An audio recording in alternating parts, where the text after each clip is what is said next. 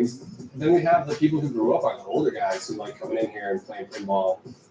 Vector is both very unusual and very comfortable at the same time. It's unusual because it's dark. There's not a whole lot of decoration or atmosphere. You kind of have the machines and you have the people that are there. If you're the kind of person that's looking for pinball machines or arcade games, you're going to be right at home. If you're the kind of person looking for a football game and the regular kind of bar atmosphere, you're going to be way put off. We're not a sports bar. You don't have TVs on the walls. It's lined with games. The games lend to their own aesthetic. They're the energy of the space. And the lights are dim. You got the glow of the screens. Now you have a beer in your hand, and just the fact that you're sitting there in the glow of the game, it really is a nostalgia. So, genuinely like an arcade. What's really odd is that it's so uncommon now. Just every place I go to, it's a bar. Really, it's just like they threw money at it. There's no soul to it. And this place has soul. You can't have a business like this and not be passionate about it. You can have a bar and expect people to come because you're slinging beers, but there's a difference when you care about all the different beers you order, you care about the customer experience and giving them something new and something they enjoy. I really like this one though. It's a really good beer. It's a small operation here. It's like one person's made the place. They're handling the arcade, they're handling the bar. Even. Good. I'm glad to see you. Jesse's our bartender here. He's been with us for over a year and a half. He's amazing. He's one of our best hires. So we want to make sure we hire the right people who have our same vision. Mike and Lauren, if they're like a base or a birthday party for me, they want to throw a going away party for me. They're super cool.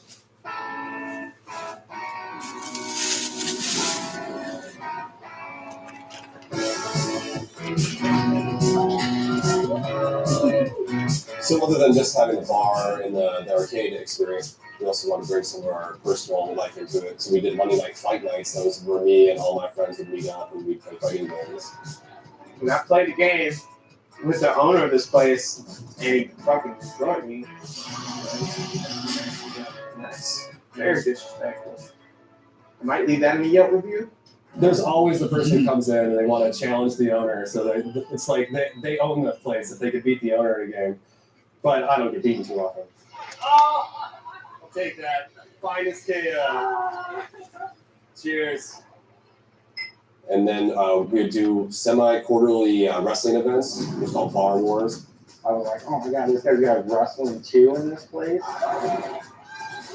And he had, Bar Wars 1, Bar Wars 2, Bar Wars 3, all right here. 250, 300 people total. All this epicness is just happening right on the other side of this building. The main event, someone jumped off the roof of the back of the building into the ring for their finishing move, which was epic. We're sitting on the picnic table, and next thing you know, the wrestling guys are get off the table, and they're DDTing and powerbombing each other on the picnic table we were just sitting on, and ridiculous, epic each time. It just grew and got bigger and bigger. Putting a wrestling ring out behind your business and throwing a huge wrestling event with 100+ people is a pretty big endeavor. Luckily for us, the back of our building butts up to government buildings that are closed on weekends. We were able to keep the ring in our space, but we have the spillover people all in the back and be as loud and obnoxious as we want to do.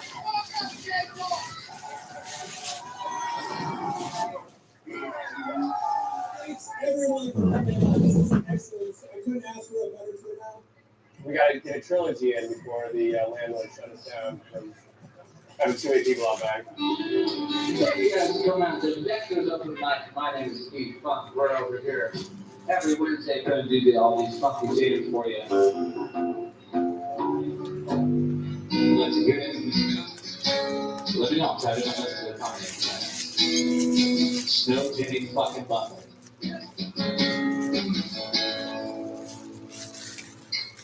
Wednesday night was open mics, so everyone from the local area would come and do music and poetry and spoken word. Crack a beer, sip that drink, pour another glass of wine. There is a war going on through your mind. The revolution will not be televised. The fact that I can find like-minded people and be at a Cheers-like environment where everybody knows your name. Everybody is easy to talk to. They're weird sometimes, right? I'm weird sometimes. We're all a little bit crazy, but it's like we're all the right kind of weird for each other. I never had to work to get along with people here. Come here and I'm not judged and I just walk around and play the games and I've met just some of the coolest people. It's just really welcoming. There's not a lot of places where you feel welcome as soon as you walk in the door. Really, they offer me something that I could not find anywhere else. It's like everyone I've met here has been an amazing person. They've helped me learn games, things I didn't know about, which is really well. Every person that came in just was immediately almost like a new friend, but then it became something more like family almost. We all have these very different backgrounds, but we all connect on this one singular thing. You know, we're all into some kind of game, whether it be pinball, whether it be arcade, whether it be console.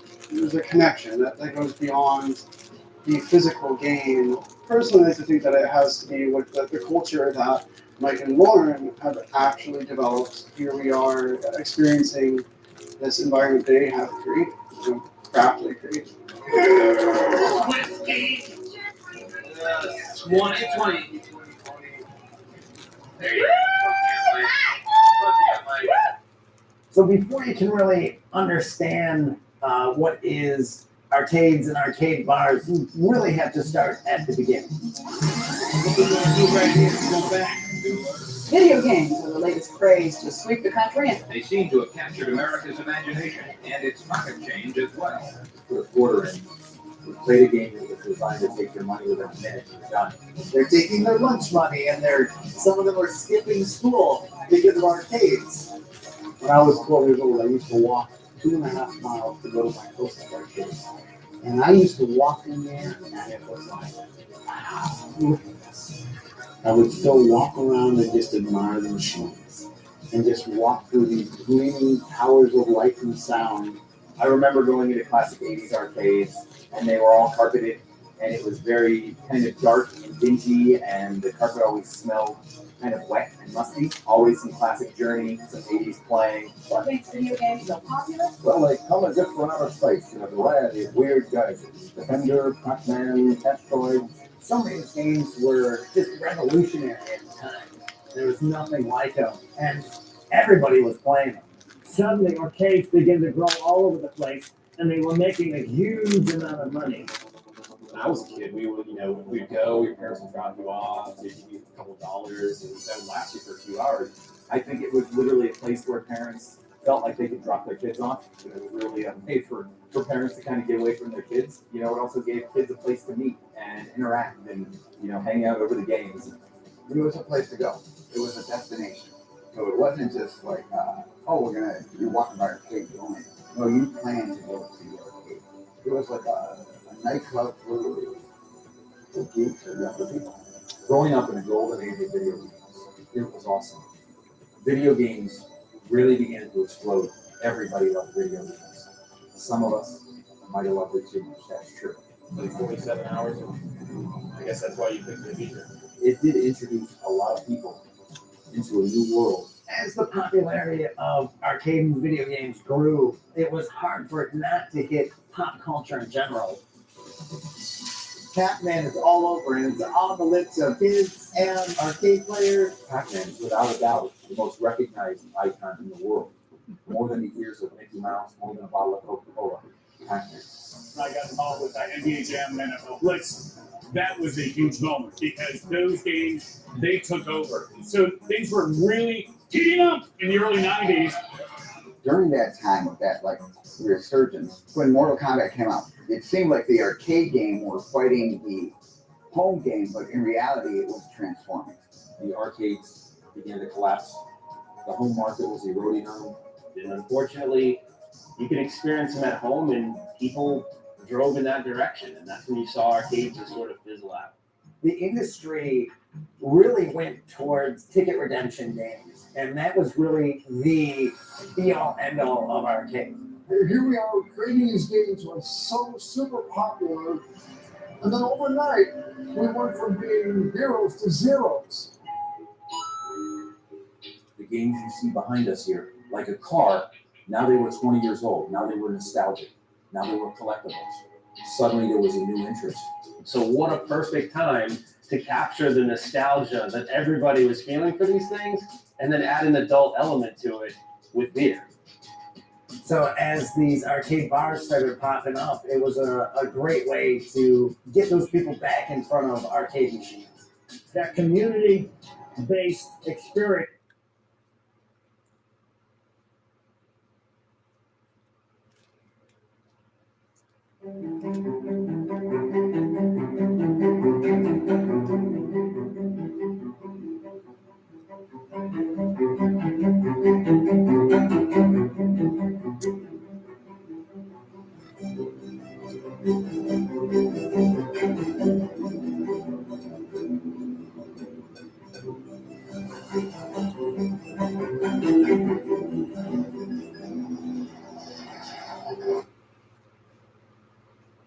Oh no, your girlfriend's dad doesn't like his gift.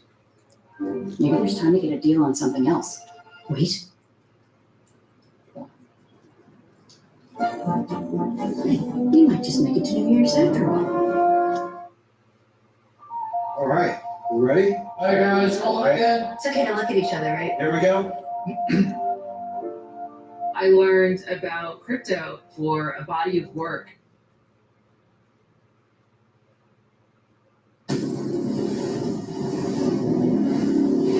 We live in a world our ancestors would barely recognize. Around the globe, the impact of human ingenuity is now everywhere. We've pushed back the limits of our planet at speeds, depths, and heights that would have left our forebears breathless. Driving all these achievements is humankind's extraordinary gift for invention. Through genius and inspiration, we've created exceptional solutions to complex problems. From the everyday to the spectacular, some good and some not so good. This series celebrates the million ways our great inventions have transformed our world. One small step for man, one giant leap for mankind.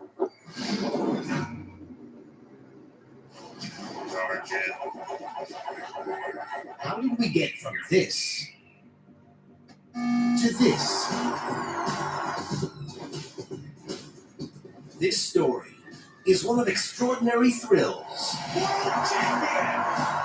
driven by a revolution in electronics and a transformation of the arts. Fortune favors the infinite. To create a business worth over $100 billion, with some of the biggest names in sports and entertainment all wanting a piece of the action. Conceived in our darkest hours by our most brilliant scientists, they helped us win victory, and they've been stimulating our imaginations and creativity ever since. But which came first, the computer or the game? Believe it or not, without gaming, computers would not be what they are today. Right from the very beginning of the development of computers, games were really at the heart of what was driving the technology forward. Science and video games have always shared a symbiotic relationship. There's so much good that video games can do for us.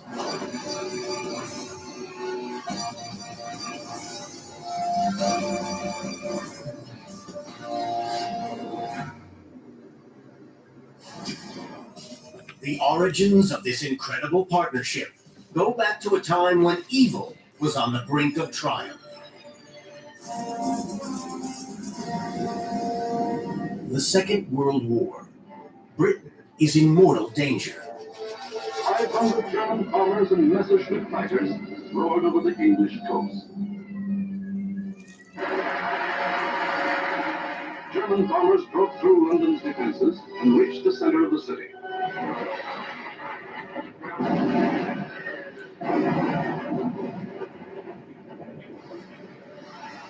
Germany is in the ascendancy. It has conquered most of Europe, and its dominance seems to be rooted in its groundbreaking technology. In the Second World War, one of the biggest assets was cryptography, the ability to send messages that the other side couldn't read. And the Germans gained a huge advantage with the invention of the Enigma machine. Enigma, portable coding machines that automatically convert vital messages into unintelligible strings of letters. They protect the Nazis' most important secrets, especially the missions of their most potent weapon, the U-boat. They might send the coordinates of a submarine which would have moved a couple of hours later. And that means the British intelligence needed to work out a very fast way to crack these codes and find out what messages were being sent.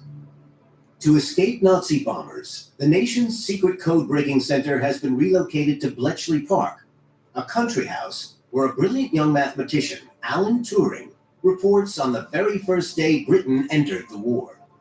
One of the hardest things about cracking the Enigma code is the sheer number of combinations that the machine can be set to. There were these dials on the machine, and depending on how you set them up, it would completely change the encryption. And because that was changed by the Germans on a regular basis, it meant that you had to be able to crack that code very quickly.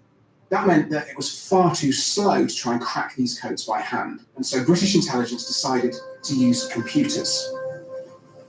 And these aren't the computers that we have today, tiny little silicon microchips. They were huge, clunking, whirring electromechanical machines. But nonetheless, they were much, much quicker than humans at trying every possible combination of codes and working out how that Enigma machine was set up. The computer Turing designed was a game changer. Cracking Nazi codes, it helped to swing the war in Britain's favor. But in 1942, the German Navy improved their Enigma machines. Now it could take up to 100 times as long to decrypt each day's U-boat messages. Bletchley Park's computers were overwhelmed. It took nearly a year to design faster code-breaking computers, regain the advantage, and pave the way for an Allied victory. It was not only for the people of Britain, but for the people of the world. Hitler had lost the battle. But with the Nazis defeated, new enemies emerge, with new codes to crack. Just a few years later, the Cold War began. These are today's Soviet weapons, long-distance supersonic missile carriers. Even more powerful computers were needed to crack Soviet codes. But how do you know if your computers were getting smarter? Alan Turing had a crazy idea. What if you could challenge your computer to a battle of wits?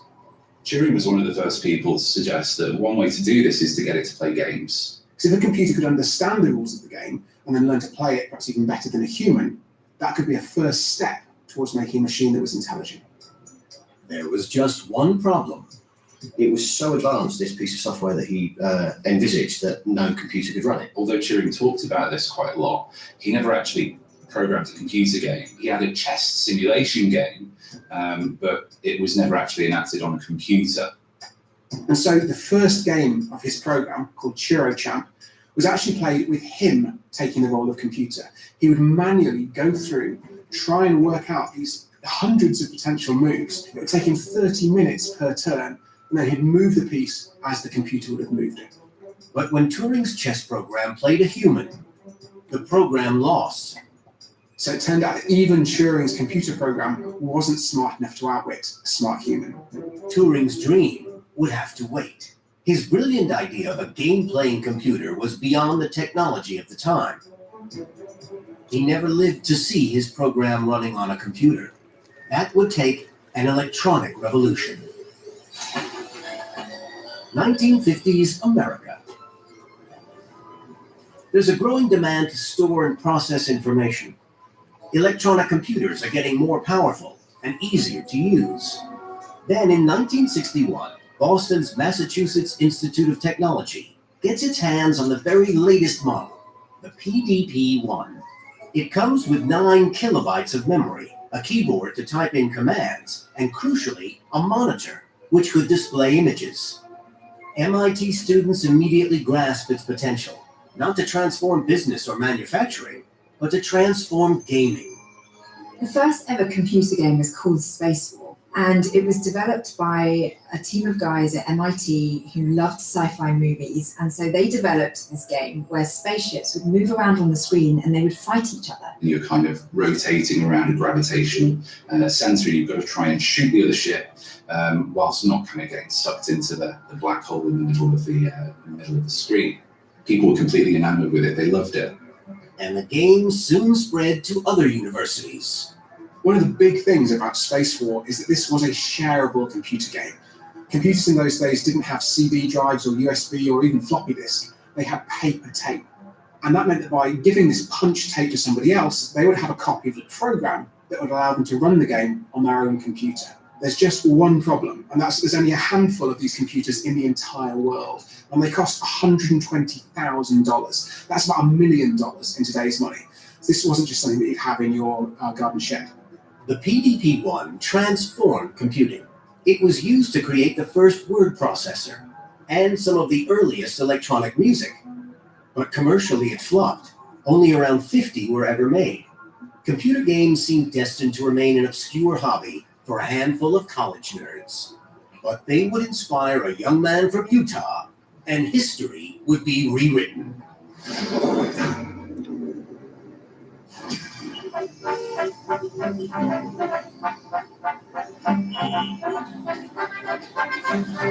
The USA in the 1960s. Americans have more money and more leisure time than ever before. Introducing the American way of life on the threshold of the golden 60s. Comfort, recreation, fun. These are the ultimate desires of today, tomorrow, and the years ahead of us. It's a boom time for drive-in movie theaters and bowling alleys.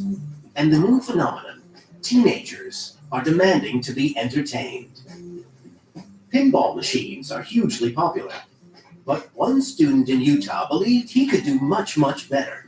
The thing that's interesting about Nolan Bushnell was the way that he recognized the potential to do something with computer games that nobody else had. While studying electrical engineering at the University of Utah, Nolan Bushnell came across Space War. It was a life-changing moment. He was sort of blown away by this game and wanted to try and clone it and see if it was possible to get it out there so that more people could enjoy it. During a summer job at an amusement park near Salt Lake City, he realized how he could bring his game to the masses. These were arcades with like pinball machines and all the things like that. But he saw how people were really interested in getting engaged with playing those machines and thought, could you take the computer game that I'd managed to play at university and put that into an arcade? But would people be interested in a slot-controlled computer game? Bushnell was sure that they would, if the game's machine could be made cheaply enough. A recent university graduate, Bushnell decided to build his own dedicated gaming computer from borrowed parts from his new employer, who didn't seem to mind. Really, this first idea of trying to get a computer game down to a point where it was small enough and it was cheap enough that you could monetize it. You could stick it in a bar or in an airport or in a hotel somewhere. People could put money into it and play a game for a bit, and you could make money off that. The game Nolan Bushnell came up with was Computer Space. At less than $1,000, it was affordable, and its design certainly made a big impression. It's like this weirdly elongated bright thumb with a computer screen where your nails should be in this like really weird sort of Buck Rogers style control panel in front of it. So I don't know, it must have looked like something completely crazy when you saw it. But his design for the world's first coin-operated video game was less than ideal. Nobody was quite sure when they approached the cabinet what they were meant to do with it. It was a little nerdy for the average user, seeing as its manual was multiple pages long and basically required a computer science degree to even start to understand. 1,500 computer space machines were built, but they didn't all sell. Nolan Bushnell's gaming revolution seemed to have stalled. Despite the lack of success of Computer Space, he wasn't deterred, and in fact he went away and started his own computer game company. And the first game that they really tried to have a go at was much, much simpler. Very, very simple tennis game that he set his engineers the task of developing.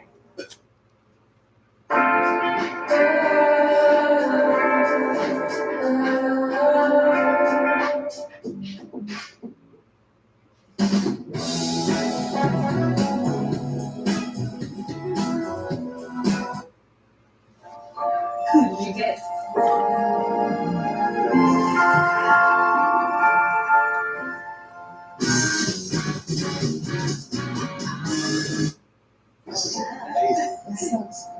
This one's brand new, ready to move in.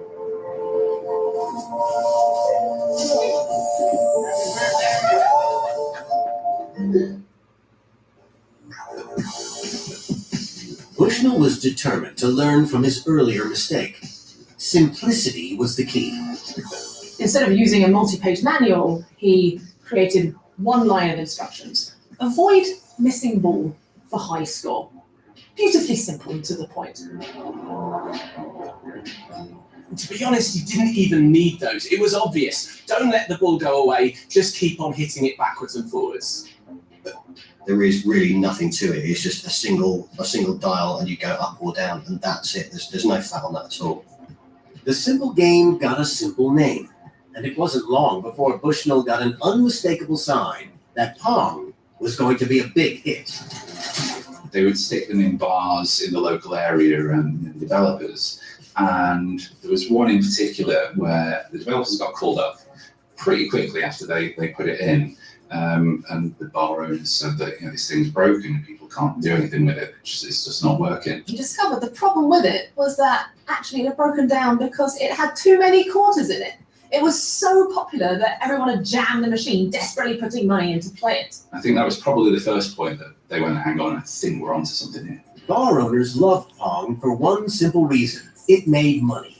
At least 4 times as much revenue as a pinball machine. It was a massive success. Pong turned Nolan Bushnell's fledgling company into a household name, Atari. And with 19,000 sales, Pong also kick-started a whole new kind of business, arcade computer games. Unlike their pinball rivals, as tastes changed, so could the games. An arcade game like pinball, as lovely as it is, it's very determined by the actual physical machinery of the unit, right? And that's hard to change. Whereas a computer game is software. All you need to do is upload that software and maybe just change the artwork on it, and then bam, you have a new game. And this flexibility would prove a lifesaver for gaming companies. In 1981, the Japanese company Nintendo took a big risk trying to break into the US computer games market. They've got this game Radarscope, which is done very well in Japan, secondary to I think Pac-Man at that time. But they were setting up in the US and had taken a very big gamble. I think it was something like 3,000 units they'd shipped all the way to America. Once it was over there, they realised it wasn't doing quite as well as they hoped. They weren't able to sell them. Normally, Nintendo would have gone bankrupt, but the software revolution was about to prove its worth. By that point, the hardware was effectively generic, so you had got a monitor and you'd got a cabinet and a joystick and some buttons. So instead, they just repurposed them, stuck new stickers on them, and uploaded a new game and shipped that out. And that game we all know and love. It's called Donkey Kong and was a huge success. 150,000 Donkey Kong arcade games were sold, making Nintendo $1.75 billion. Donkey Kong was revolutionary for other reasons too. This was a computer game with a story to tell. A little carpenter watches in horror as his girlfriend is kidnapped by a gorilla. The player must help the carpenter rescue her. I was interested in the idea of narrative. Actually, it doesn't just have to be about shoot things in high school. You can tell a story. And the name of the carpenter? Mario. But you probably know him better as a plumber. He's since appeared in over 200 computer games. Computer games have gone from cottage industry to big business in just a few years. By 1982, the arcade game industry was earning $27 billion. It was the golden age of arcade games, and everyone had their favorites. My favourite was the Teenage Mutant Ninja Turtles arcade game. It's a really hard game. You go around, you're just getting beaten up by everybody. Mortal Kombat was a big one. I had my first kiss behind a Mortal Kombat arcade cabinet. So even though the graphics didn't look so good at the time, they're very happy memories of those sorts of games. Happy players spent money. And arcade owners fell back on old tricks from the gambling industry to keep the quarters flowing. In many ways, these arcades employed the same techniques that casinos do in terms of making sure you stay there as long as possible. Now, what do? We want someone to kind of lose track of time. Well, we avoid having things like clocks around. We make sure that there's no natural sunlight. We make sure that there's a lot of stimulus in terms of sound and color, because obviously the longer you play, the more kind of coins you put in that slot. But despite the trickery, after just a few years, the arcades started losing their appeal. The fundamental problem was lack of choice. We couldn't just have everything. We had whatever was at the place that was nearest when we got 10p's in our pocket. Or it was what the one was that was in your local chip shop. By the mid-'80s, arcade game revenue had fallen by 2/3 from its peak in 1982. The golden age was over.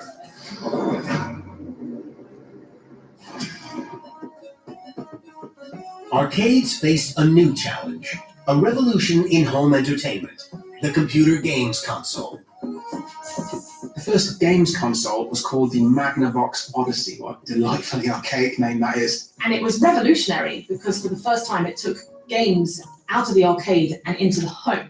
But the thing is, it was still rather clunky. It could only generate, only had enough power to generate, say, 1 or 2 pixels either side of the screen, and then maybe a blob in the middle to represent a ball. So in order to make it into any kind of entertaining game, it came with plastic overlays which you'd stick onto the screen to turn this into some kind of adventure.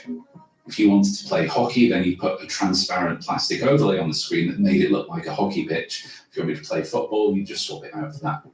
It didn't have sound or color, and it couldn't be updated. The Odyssey's electronics were too primitive to run software. Instead of just loading and saving new data onto the machine, you were basically inserting a whole new circuit board, almost an entire new computer, specially designed to play a particular game. And yet, for 3 years, the Magnavox Odyssey was unchallenged, the only home video game system in existence. More than 300,000 were sold. It was a tantalizing glimpse of the future. And really, it set up a whole genre of devices. It plugged into your TV, you could play different games on it. This was a precursor of every games console that's come since. The idea that you could actually interact with your television was mind-blowing. Like Alan Turing's chess program, the Magnavox Odyssey was a brilliant idea, but too clever for the technology of its time. The 1970s was the decade when the electronic revolution really took off. Computers were now processing data through tens of thousands of electrical circuits using transistors. A breakthrough in miniaturizing them meant you could pack lots of transistors onto tiny slivers of silicon.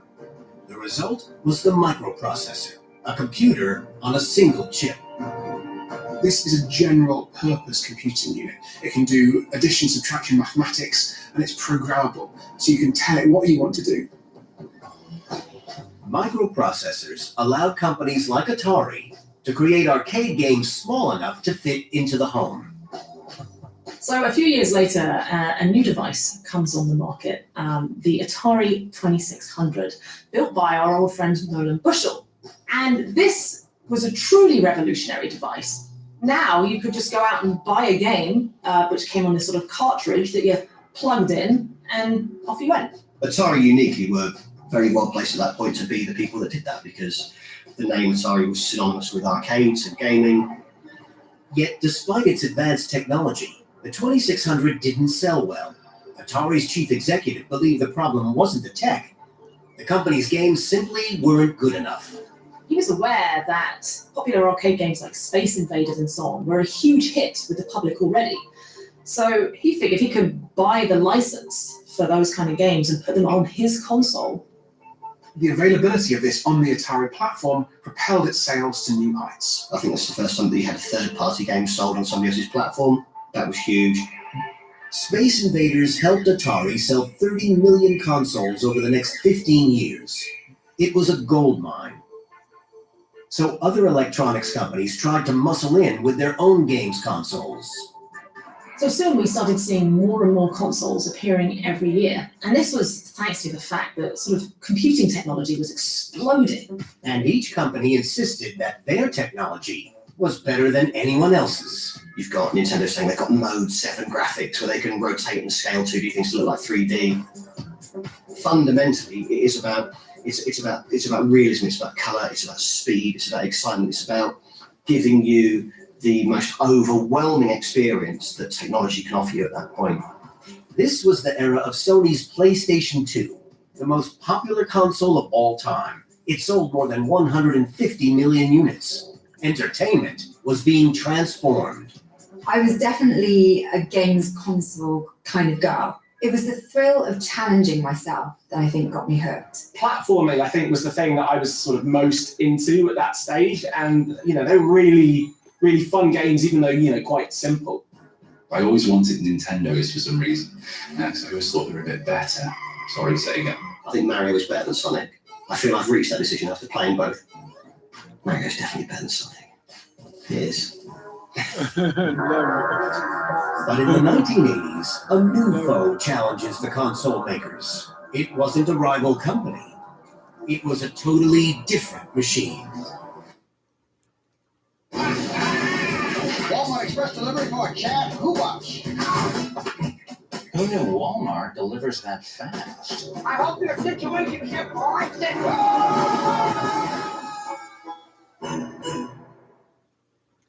Olay is changing my shower game with 5 skincare benefits. Olay Super Serum Body Wash. Current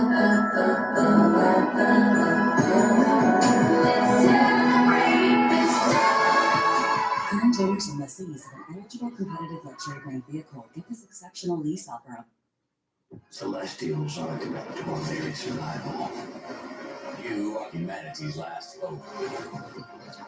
We are the defenders of Leiden's future, and we will fight to protect it.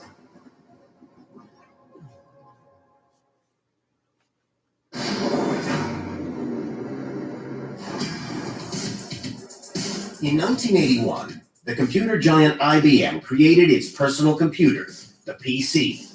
The first machine they specifically designed for the home, not business. Consoles were no longer the only game in town. You could probably have bought a computer for comparable or less money that did an awful lot more and was probably more powerful than the console. Video games console, once you bought it, that was it. You couldn't really do anything with it. You couldn't upgrade it. You couldn't update the operating system or anything like that. IBM electrified the market by revealing the PC's technical specifications. Owners could pimp their PCs with powerful graphics and sound cards made by other manufacturers. Games designers suddenly had an exciting new platform for their ideas. People that were into PC gaming were constantly upgrading their own machines to be able to play the game. So it was not only better for the developers in terms of making a game, but the games could always be more cutting edge. And there always seemed to be more games as well for a PC. So why wouldn't you be a PC gamer? If every home in the US has a computer, but maybe only 10% of their homes have a games console, then it kind of makes more sense to go for the PC market than the games console market. There's a lot more potential for getting a lot more money. As games moved into millions more homes, designers used the psychological insights first learned in the arcades to make their products more compelling. Now, obviously, they couldn't control the home environment. What they could control were the rewards that you were given that made sure that you stayed on. Our biochemistry actually is designed for that. The key is dopamine, a chemical in our brains critical to motivation, arousal, and reward. Humans are powerfully drawn to anything that releases dopamine. There's that human desire for an instant return. It's that dopamine hit. You win the race, or you explode your spaceship, or you upgrade it to a better spaceship, or you get more credits. It's a dopamine hit. The human desire for dopamine hit, that instant return on our kind of investment in time, is something that becomes very addictive. Game designers are brilliant because they understand the human psyche very, very well. From the moment computers entered the home, a whole new generation of gamers were hooked. There were games for every taste. You could control colorful characters across perilous platforms. I absolutely loved Chucky Egg. I just remember as well, like when his little legs would go like that, it was like it had some great sound effects. You could become god of your own world, control simulated humans, adventure through strange and unsettling worlds. I remember a game called Blood Money where you're in a submarine and you're going around shooting alien fish to get money. It was really weird.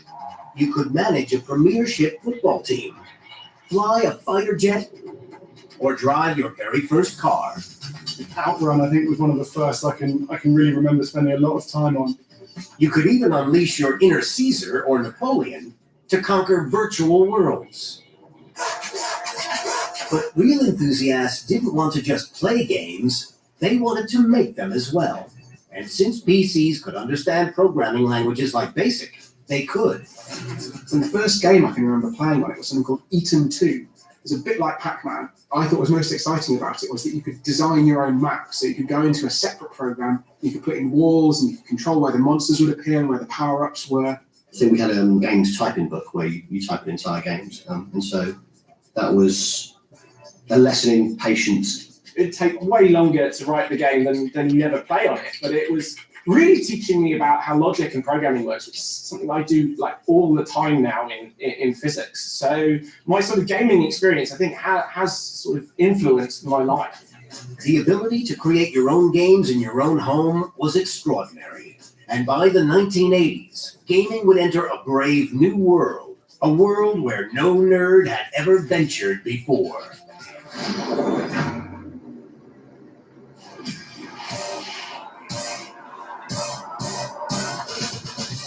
The new world of mobile gaming all started with the Game Boy. Suddenly, you had computer gaming in the palm of your hand. It was cheap, it was affordable, and it had the brand of Nintendo at the time when Nintendo were undisputably the gods of gaming. It's just this idea that you could, just pick up a console and switch it on and it'd be ready. Wherever you were, you could just play games for 5 minutes. That was completely alien at that time. But what was the magic ingredient was the game that Nintendo chose. It was the marriage of this handheld device that was extremely convenient, mixed with a game that was almost addictive, Tetris. Everyone could play it. In 1996, at the ripe old age of 7, the Game Boy got a new lease of life from another game changer, Pokemon. It became one of the biggest game franchises of all time. Game Boy wasn't the first or last, but few handheld consoles could challenge the gaming Goliath. Nintendo sold nearly 120 million of them during its extraordinarily long production life. It's hard to describe how awesome it was. I mean, it was one of those things that everybody had, and I really wanted one. And my mum teased me relentlessly about it. She's like, no, you can't. I eventually got one for my birthday, and I think I really passed out with excitement. After it bowed out, both Sony and Nintendo created other handhelds based on newer technology. But the real success story wasn't a gaming machine at all. And it was all down to the genius of one man, Steve Jobs, when his pioneering company Apple kickstarted the smartphone revolution. The huge popularity of the powerful iPhone and the rival smartphones that followed meant the handheld console became less relevant. In 1989, the year the Game Boy was launched, revenue from mobile gaming was a mere $1 billion. 30 years later, it had soared to nearly $70 billion, half of the total gaming market, and almost all of it earned from smartphones. But beyond thrilling us, gaming can now help cure us. What we're starting to see nowadays, just over the past 2 or 3 years or so, is scientists starting to really think about how they can use video games as their labs, so their own kind of digital, online, experimental environments where they can collect data. In Sea Hero Quest, researchers collect information about how people navigate.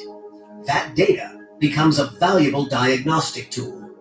You have a fantastical seafaring dad who's starting to lose his mind, and he's lost his journal of all of his amazing adventures from when he was younger. They've been scattered to the seas.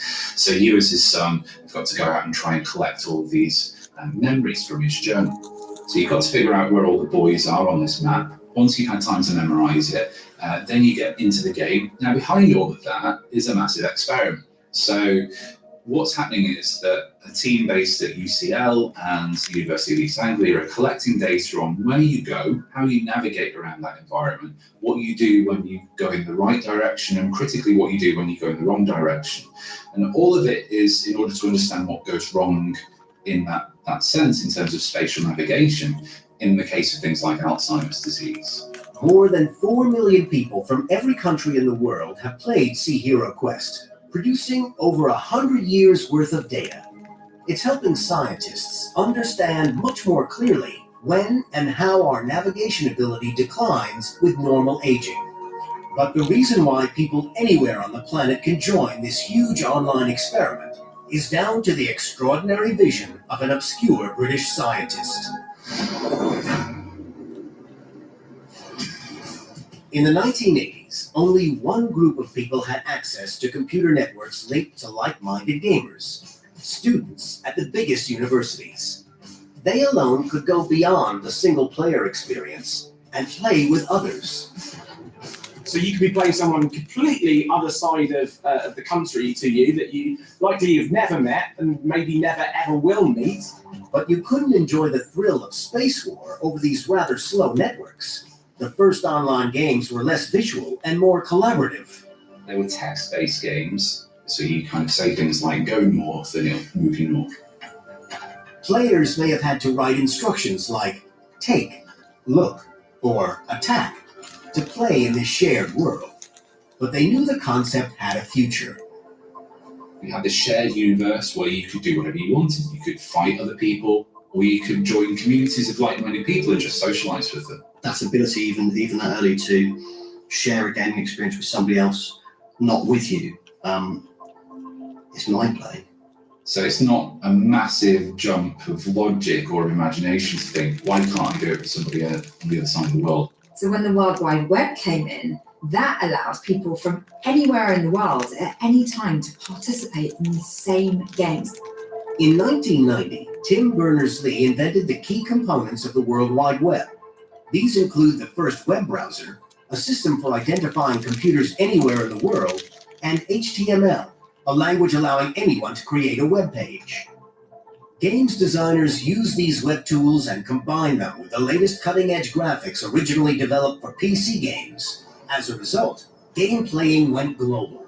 One of the biggest was World of Warcraft, which launched online in 2004 and is now in its 7th expansion. Beautiful, ephemeral, unattainable. I didn't listen. No one listened. There was this incredible, at the time it felt like an endless world that you could explore. This really vast experience where you can just bump into other people all the time in a kind of real-time setting where you've got an actual 3D character who can wave and talk. Then you can also create guilds of like-minded people who want to do that particular thing. Maybe they want to raid and they want to kind of take down high-level bosses, or maybe they just want to faff around and chat to each other. There's such a vast, rich story there that, like I said, I've been playing it for 10 years and I've still not got through it all. Online games create immersive worlds where people can play together and make real, lasting friendships. Minecraft was the one for me. I spent thousands of hours just existing in this world with friends I'd only met through a friend on the internet, building a world together. It's intoxicating. We'd set projects and decide, okay, we're going to go to that place and build this thing, and we're going to gather the resources and do it together. And there's something different about that. There's this caricature of the kid playing alone at home and, mom saying, go out with your friends and play. There's no go out with your friends and play. I can be playing with my friends at the other side of the world. I can be playing with my best friend who I've never met before on the other side of the world, because that's what that sense of community is a big part of it. I don't really think that we should be thinking about in terms of whether they're better or worse than real world friendships, but they're just different and they have their own benefits. I built a theme park. So we literally had a working roller coaster, and there was an archery thing where if you shot 3 targets within a minute, you won a little prize. It came out of a machine. There's a log flume. That's sort of the grandness of creating an entire theme park in a game. It may look simple, but it's collaboration that's led to 175 million sales, making Minecraft the best-selling game of all time. There's loads of games I really enjoy, but there's nothing that's ever got me like Minecraft. Yeah, that's a real place that I've been, even though it isn't. The problem, I think, becomes when you feel only comfortable connecting in the online world and you retreat from the real world, as it were. That is an issue, and I think there needs to be some kind of honesty about that. But what if you don't have to choose between the online and the real world? What if you can do real things in a virtual world? You get to be a part of an entirely different world. You get to have experiences like you couldn't imagine. There's no boundaries anymore. There's no things like physics you could be flying a dragon, or you could be going underwater, you could be going into space and doing a spacewalk. You could literally be doing anything you imagine with no boundaries. And that's what's so exciting with VR. The origins of virtual reality can be traced at least as far back as the 1950s. Air forces began using ever more realistic flight simulators so their pilots could learn to fly without putting themselves or their cutting-edge aircraft at any risk. 21st century technology takes the flight simulator to ever greater levels of realism. But pilots aren't the only ones now learning in a virtual world. Cold weather is tough on your hands. Try O'Keefe's Working Hands Hand Cream for guaranteed relief in one use. See what scholarships you may qualify for. Visit gcu.edu/myoffer. When you have something to get done today, getting everything you need today is helpful. Order online at Ace and we'll deliver same.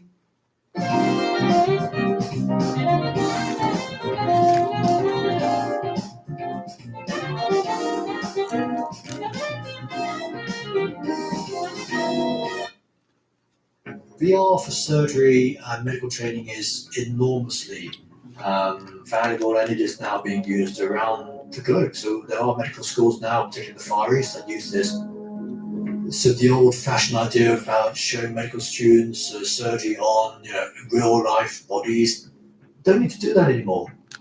You can have a virtual classroom of as many people as you want, watching a skilled surgeon demonstrate all the anatomy of the human body using a VR replica, showing all the complexities, rotating the viewpoint up and down, and I would hazard a guess that that's the way surgery will almost always be taught in the future. But it was the military who had the most resources to create sophisticated simulations, and the biggest need for them. In the past, training American soldiers with live ammunition led to disastrous accidents. 1 in 6 of the soldiers who died in Vietnam were not killed by the enemy, but in training. So in 2012, after 5 years of development, American soldiers began virtual training.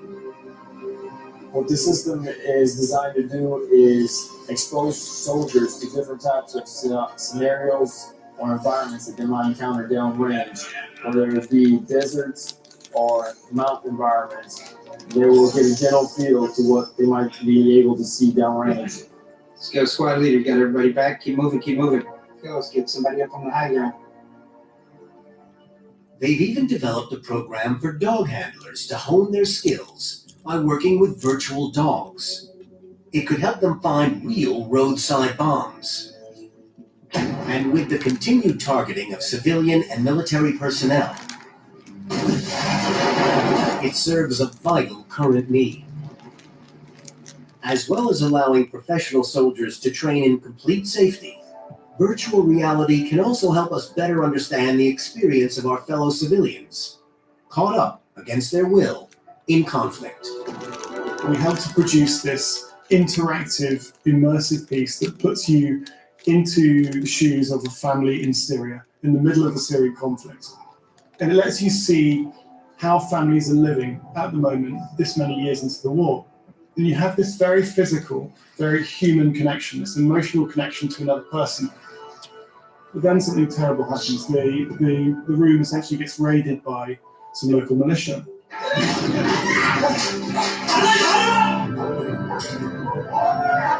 And you have to make a decision of what the family does. So you're given 2 very stark choices. Do you run or do you hide?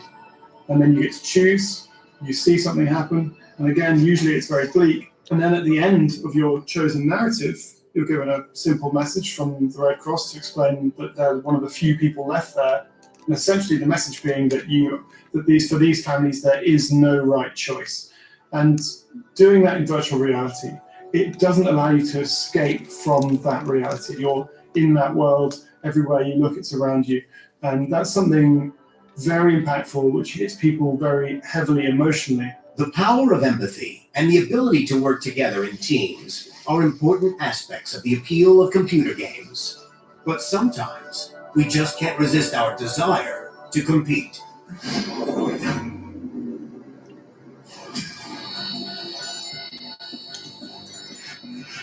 We often think of video games as a very isolating experience. It's somebody doing something on their own. But actually, since the 1960s, since those early video games arcades machines, and even previous to that, games have been multiplayer by design. Gaming is more fun than other people. Play is a thing that you do with people, whatever form play takes. And those earliest games, like Space War and Pong, you have the thrill of a human opponent. I get to beat you. And that is more compelling than beating a computer. If I play you 1,000 times, it will be different 1,000 times. If I learn the way a computer behaves, I can beat it every time once I know how to beat it. So in the 80s, Atari ran a massive Space Invaders tournament. Space Invaders had just been released on Atari's pioneering console, the 2600. Players competed in 5 regional events across America. I think 10,000 people took part in it in the end, and there was a big finals event held in New York. But even in this pioneering contest, the consoles couldn't be linked together. The players weren't fighting each other, only the Space Invaders. It was another decade before game designers could give players the dubious pleasure of killing each other.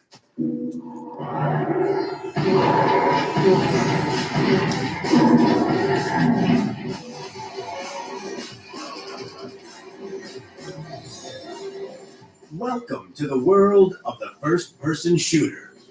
Doom was one of the first games that introduced the deathmatch, the free-for-all. You have your level, your game arena, and you're free to roam around, but you are, completely on your own. And the point is that everybody else is an opponent, and you need to kill as many people as possible. It was insanely addictive, incredibly fun, but incredibly competitive at the same time, almost like a sport. But it wasn't the creators of Doom who turned the deathmatch into a global online phenomenon. The original Doom had multiplayer that was only local, right? You had to be on the same network, and that was it. It was actually the fans themselves that decided to incorporate it and sort of hack it so that you could play it across the whole internet. You could play against anyone around the world. In the late 1990s, online gaming was growing fast. But to get the best experience, you needed the fastest connection. And at the time, South Korea was the most connected country on the planet. They're going through a sort of financial crisis at the time, and the government's response was to pour money into technology infrastructure. So South Korea has some of the best kind of internet networks and infrastructure in the world. So when the online strategy game StarCraft was launched in 1998, it was a huge hit in South Korea, selling 2 million copies there in its first 3 years. Professional players formed teams and started playing against each other in ever bigger competitions, to ever bigger crowds, in ever bigger arenas. The gaming world, very much like the athletics world, has its superstars, has its amazing athletes. You can buy merchandise, you can buy t-shirts with the team's names on, and you can buy a hot dog for 10 quid, and then you can go and sit down, and for 10 hours a day, you can sit and watch hour-long gaming tournaments back to back. If you're not in that world, it feels like a subculture, but it's a huge subculture. We're not talking, a few hundred people here. We're talking literally millions of people. We know that there's people that absolutely have amazing careers doing this, that are poster boys and girls doing this. People are celebrities in their own right. If you've ever seen football covered, it's that. They know the individual players, and they know their team, and they're there to support them, but they're all playing video games instead. Spectators at these esports events are as enthusiastic as any other sports fans. They're enjoying watching high-level gameplay, so seeing people able to do things that you wouldn't be able to do yourself when you play the game, because in the same way that you can appreciate a really good footballer because you know how it is to kick a ball well, you can really appreciate a squad of players working together well, or individually doing things that would be beyond your ability. And just like conventional sports, millions of viewers watch the big events at home. Not on TV, but online.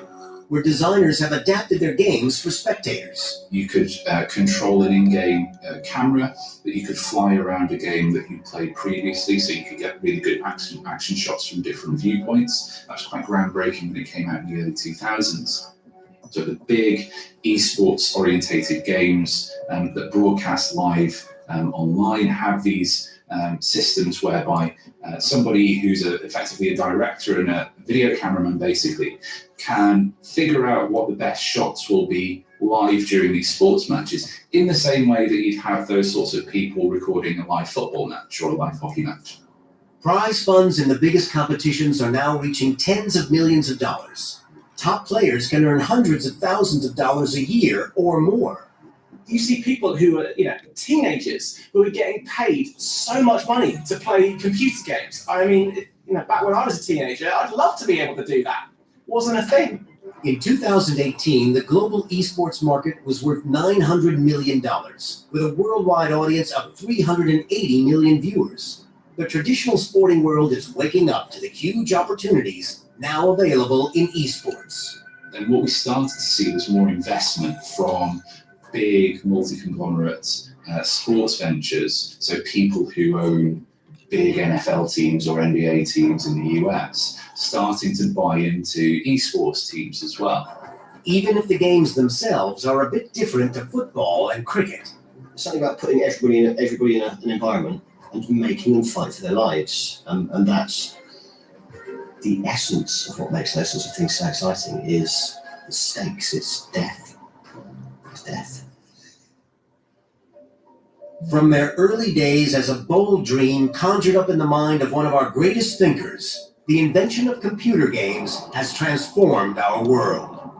I think there's a lot of good things that have come out of gaming, right? You have a new sense of community. You have, this push on technology. You have the ability for, kids and young people to connect with each other around the world.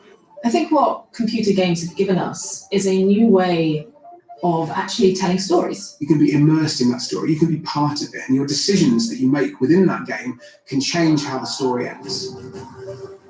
What gaming has provided is an entirely new sort of artistic cultural medium. The depth for human creativity in terms of computer games is endless. It's given rise to, to new sports, as it were. It's given rise to new.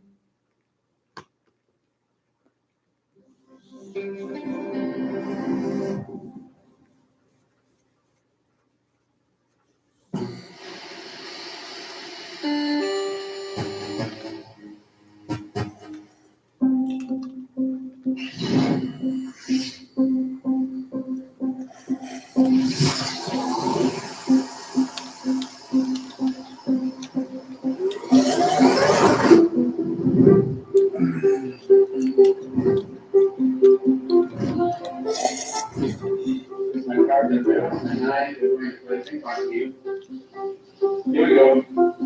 The demo represents some of the recent developments in the new business of audience participation in TV.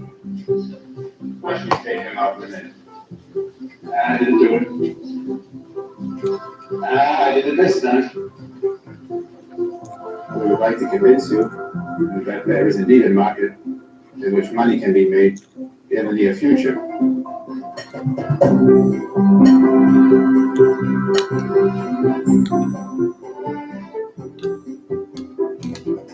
It was like magic. You could make something happen on the screen. And having grown up with all of this pre-programmed stuff on the television screen, you'd never been able to change that. Now we're just most incredible video game. Suddenly, with this little controller, you could actually control something on the screen. You control the players as if you were coaching your own team. It's just unbelievable, magical. There is a new addiction in America. Nintendo video games. How many of you own a Nintendo?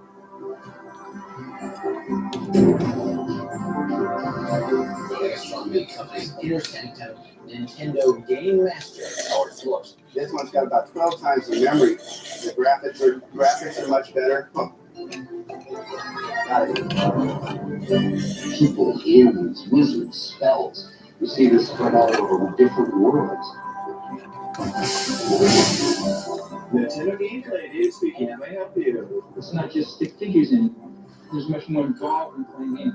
There's better use of colors, better use of music. He is a computerized Italian swashbuckling adventurer, and Mario is clearly number one. Not only for this coming Christmas, but for an entire new generation.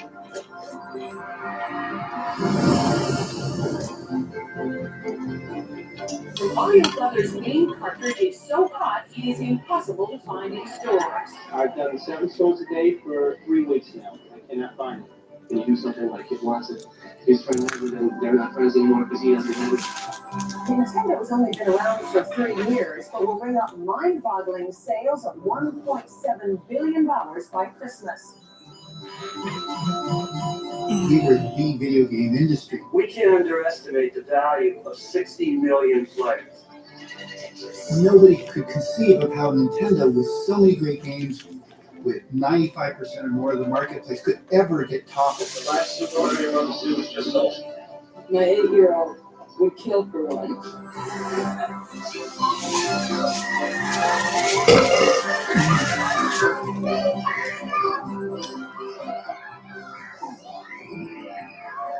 Today, Nintendo controls the home video game market. Anybody would have found that to be a Herculean task to try and unseat Nintendo. All the other companies were always trying, but they had maybe one game or one thing going on, whereas Nintendo just had everything. We're going to be here forever. But then it changed.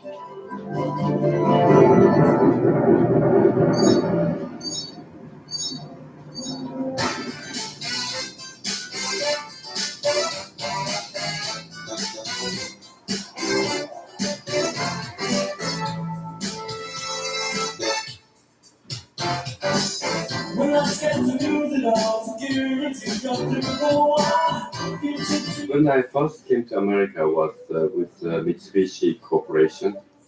What I really felt here in the States was people really have the opportunity of making American dream happen. That spirit of sort of entrepreneurship, I really fell in love with that. After working for Mitsubishi for 3 years, Japan headquarters said, you must come back, but I wanted to stay in America.